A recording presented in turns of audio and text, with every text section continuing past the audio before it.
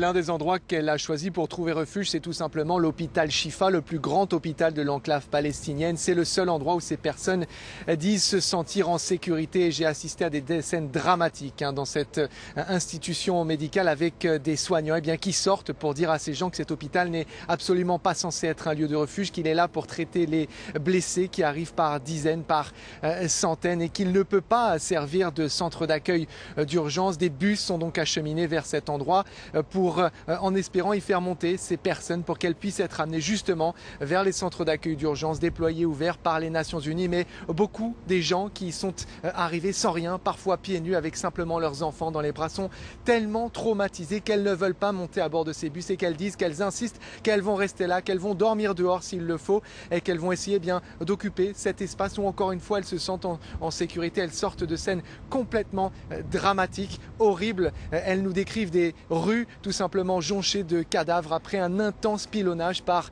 l'armée israélienne. Le pilonnage était tellement intense que les ambulanciers ne pouvaient tout simplement pas se rendre dans ce quartier de Shajaya, à l'est de la ville de Gaza, et dont l'armée israélienne dit qu'elle avait prévenu les citoyens, les habitants là-bas d'évacuer, et elle accuse le Hamas de leur avoir donné des ordres contraires et donc de les avoir mis sous le feu israélien, qui sans discontinuer a tapé très très fort par la terre depuis la mer et également depuis les airs.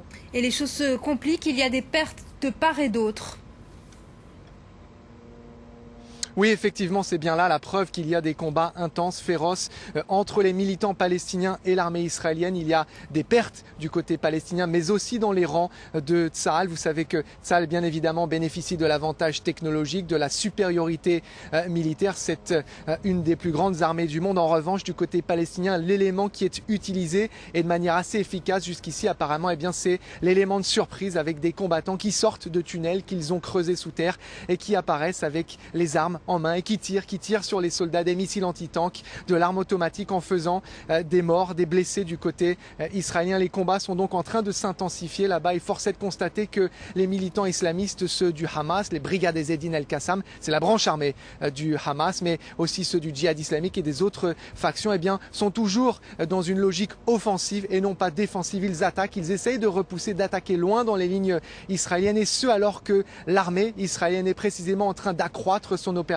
Concrètement, cela veut dire ramener plus de troupes d'infanterie sur le terrain, peut-être aller plus loin dans la bande de Gaza, et cela aussi veut dire pilonner ces zones d'habitation justement pour couvrir cette avancée de l'armée israélienne. Mais cela, c'est la population civile qui en paye un très très lourd tribut.